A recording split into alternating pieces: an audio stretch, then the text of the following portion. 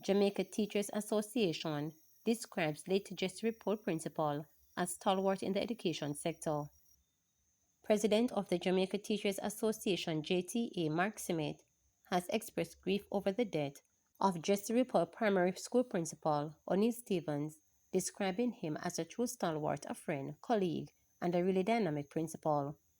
The primary school confirmed on Saturday that Stevens and his wife, Kamisha Lindsay Stevens, were killed in a motor vehicle collision on Friday. The accident reportedly took place in the United States of North Carolina. Simmet, in a release on Saturday, expressed condolences to Stevens' family and the school community. "We are really saddened by the news of O'Neill and his wife, who succumbed to their injuries sustained in a car accident in the United States," Simmet stated. "And on behalf of the Jamaica Teachers Association, I extend profound condolences to his immediate family and the school community," he added.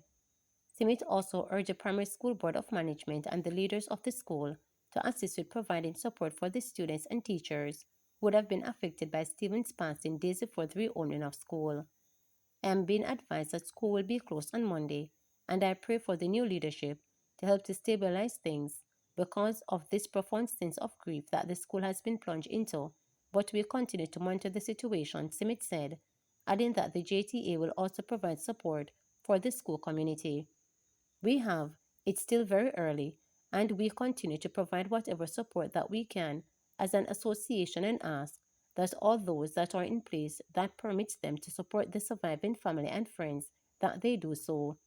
We continue to unite around the school family at this time and around O'Neill and his wife's family also," Simmet stated. This morning, the Jamaica Teachers Association is grieving the loss of a true stalwart, a friend, colleague, a really dynamic principal. And I pray for the Jesse Repole Primary School family at this time, as well as his colleagues, friends, and other members of the family who are going through what I can only imagine is an intense degree of shock and grief. We're really saddened by the news that O'Neill and his wife succumbed to injuries sustained in a car accident in the United States. I am heartened by the news that his children, who were also in the motor vehicle, are still alive, although in critical condition. We ask that we continue to pray for them as they are battling for their lives in the hospital. On behalf of the Jamaica Teachers Association, I extend profound condolences to his immediate family, the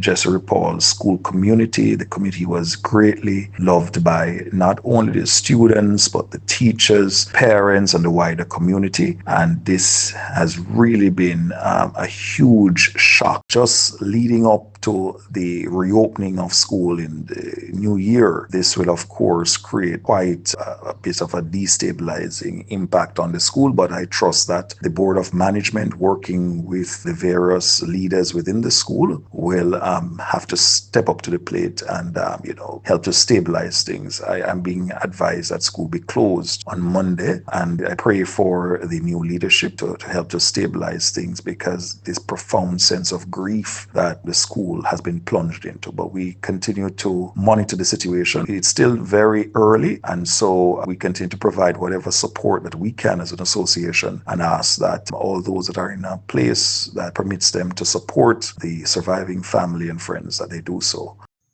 Decomposing body of Trelawney farmer found at his home. The Trelawney police are investigating the death of an 83-year-old farmer whose body was discovered at his residence in First Hill in Jacksontown in the parish on Friday.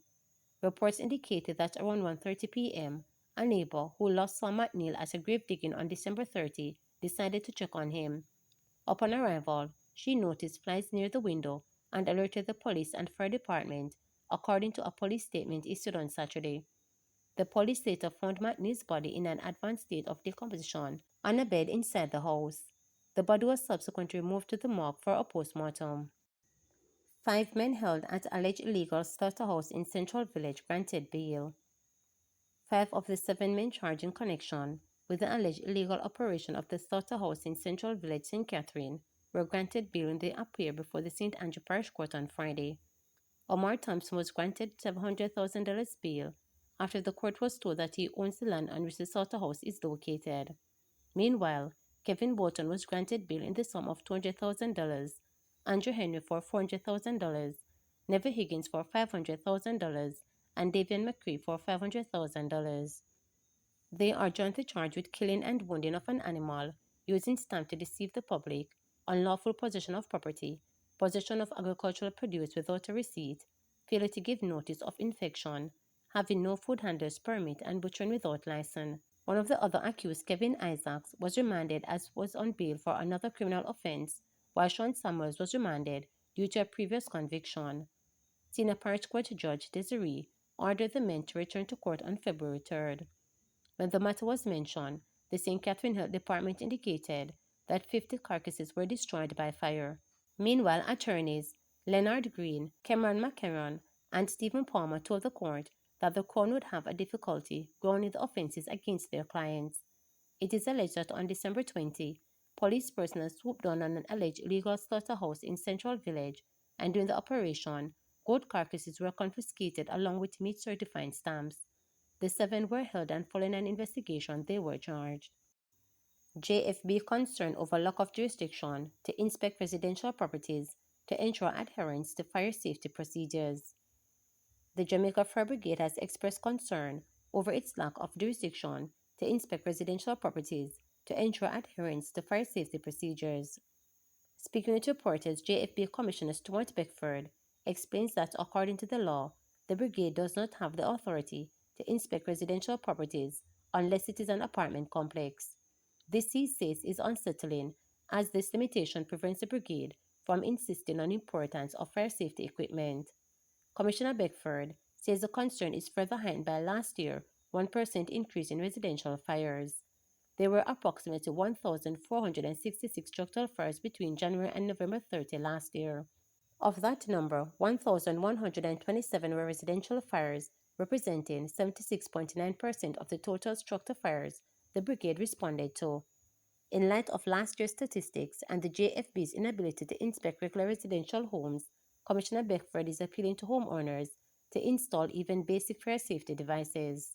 One of the disadvantages we face as a fire brigade is that we are not mandated to inspect residential homes unless they are of the nature of an apartment building where you have multiple persons living. But in the regular family homes, we are not by law authorized to inspect these and insist on the installation of certain fire safety equipment in these homes. We want to place on record our concern in relation to that, implement some sort of fire safety mechanism in their home. We have been encouraging persons over the last few months. We have ramped up our campaign in relation to the installation of basic fire safety devices such as smoke detectors, extinguishers, and so on, and to make sure that a person do have an emergency plan for their homes, a plan that clearly sets out what is to happen in relation, if in case there's a fire. We have also been asking and encouraging members of the public to reach out to us if they don't have a plan and they're having issues putting one together, that we are readily available to assist them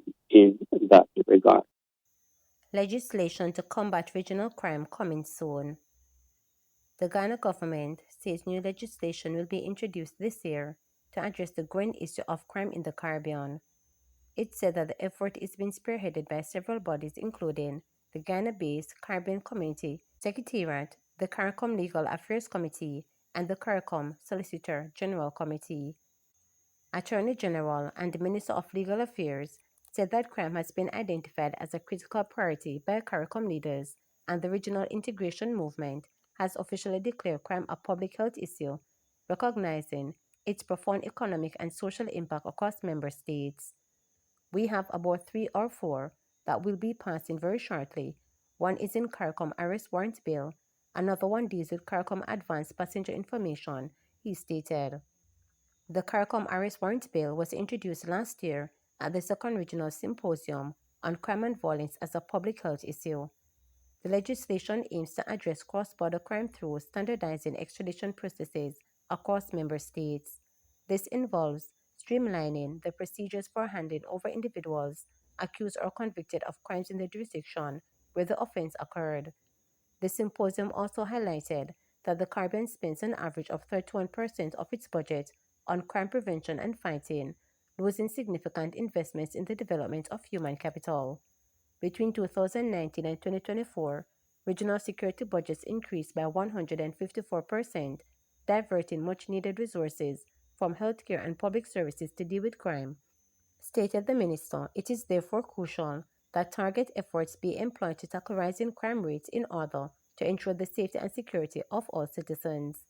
He said other key legislative interventions aimed at tackling regional crime rates including the Caribbean Gang Database and the Regional Integrated Ballistic Information Network. The minister also noted that the Barbados-based regional security system was a collective response to security threats that were impacting the stability of the region in the early 1970s and 1980s. Other countries will sign on the regional security system and will have a regional police force, added the minister. Remember to subscribe, like, share, and click the notification bell for daily updates.